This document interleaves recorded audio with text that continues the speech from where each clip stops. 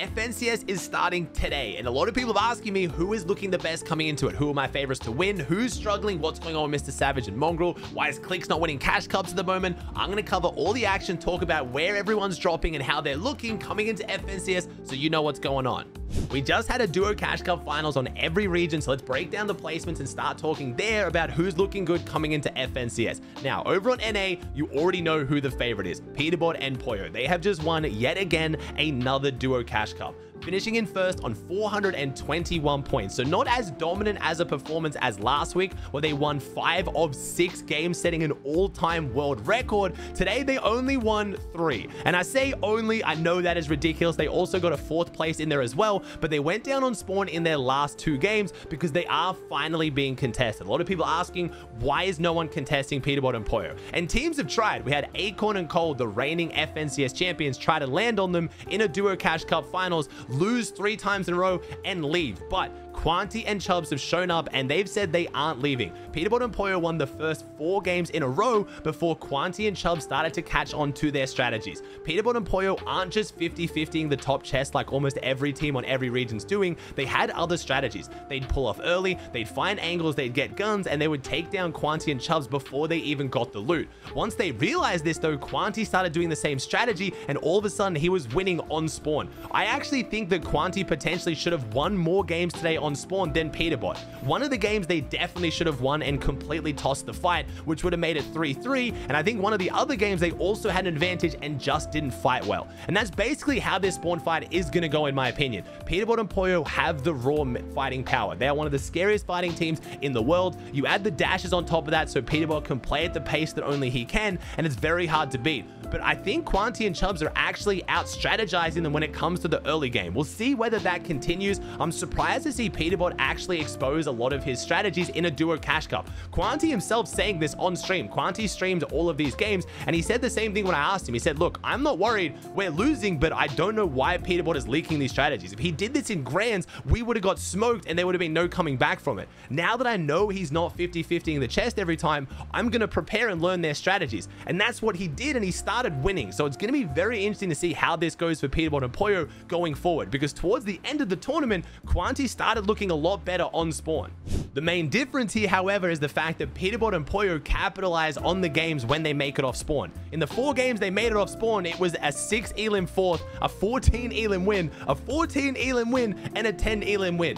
That is just absurd. Compare that to Quanti, who unfortunately, when he made it off spawn, his 2 games only got a 38th and a 36th. Now, the reason for this is the fact that a lot of teams know when Leaderboard and Poyo win on spawn, Leaderboard doesn't play with anonymous mode on, they can see it in the feed, and when Leaderboard and Poyo win, teams don't push near Grim Gate. If anything, they avoid Grim Gate because they're scared of fighting them. When they see the Quanti wins, they push in and try to steal the medallion. This is also because the fights did drag out a lot longer. When Quanti and Chubbs won, it was a bit more of a long, drawn-out fight. They were camping the cars and they played it more slowly. Leaderboard and Poyo, when they won, were just straight wipes, so they had time to lock down all the loot. So I don't know if it's just purely because teams don't want to fight Leaderboard and Poyo and they want to fight Quanti, or it's just because the fight took longer. I'm not sure, but that is the main difference right now. We did see that over on EU as well, which I'll talk about in a little bit. Whoever makes it out of Grim Gate, if they don't get contested straight away, their chance of winning the game is like 80% higher than any other team. This medallion is just ridiculous. We've already talked about why that is,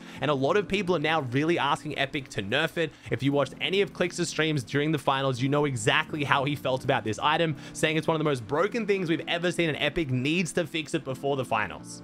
It's not just the Leaderboard Poyo show though. We had Threats and Sphinx putting up a very, very good performance, coming in second at 354 points. If you haven't been paying attention, they are actually dropping it. The Aries dropped, the Brawlers Battleground doing extremely well from what was a good drop for today though. On NA, a lot of the zones did actually pull back towards Mount Olympus, which I think favored them heavily. I'll also defend that by saying Aegis and Booga came third on 323, who dropped at Mount Olympus. It's not a surprise that both these teams did very, very well with these zones. I think they are both two of the best teams on the region. They are both dropping mythic POIs. They are both going to do very, very well, but the zones did play into their favor here. So it'll be interesting to see how that plays out if zones are a little bit more spread out. We did have Barker and Paz, I think one of the most underrated teams on NA and have been for a very long time now. They're actually dropping the Mr. Savage Mongrel split. They're dropping at that kind of like drone-based thing that's over near the Pleasant Piazza. Again, that's a great sign for Mongrel and Savage. If they can make a finals, this drop does have winning potential. Barker and Paz played very, very well,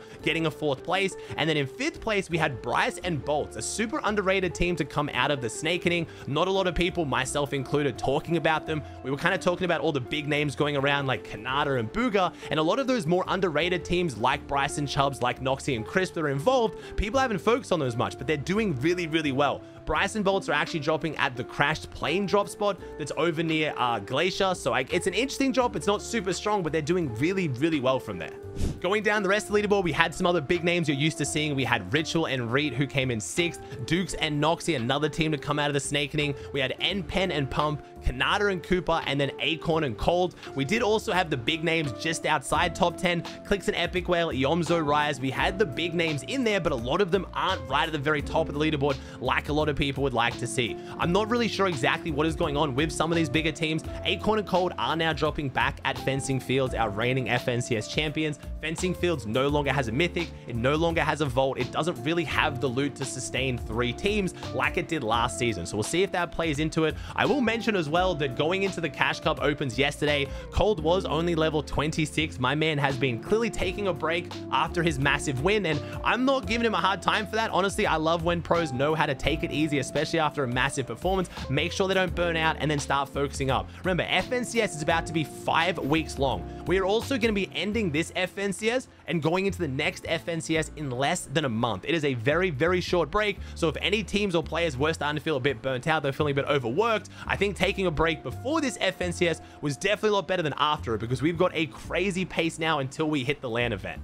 Let's move on to talking about EU. I will say EU's finals was not really the kind of finals I was expecting. It felt a little bit weird. We just had the big teams placing, then they'd die a few games, the leaderboard would get compacted, one team would win, then they'd die on spawn. There really wasn't one team just running away with it like we've been seeing on NA, which isn't always a bad thing, but all you gotta do is look at how many points there were. The top 3, 3rd place on EU was 274, 296, and 310. You compare that over to NA, and you look at where it was 420, 354, and 323. So NA really does have those same teams dominating and staying consistent, whereas EU was a lot closer, which does make it more exciting. We did see a familiar name on top at the very end, Sanguild and Marius. Marius is on a crazy run right now. If you followed any of my content, my React channel especially, you know how much I've been gassing up Marius. He's been referred to as the final boss of EU for seasons now. If you're playing creative and you want to say you're the best fighter in EU, you have to beat Marius. And Marius, after a really dominant FNCS Grands finishing in 3rd, is now transitioning even more into competitive. And now he is playing very, very well.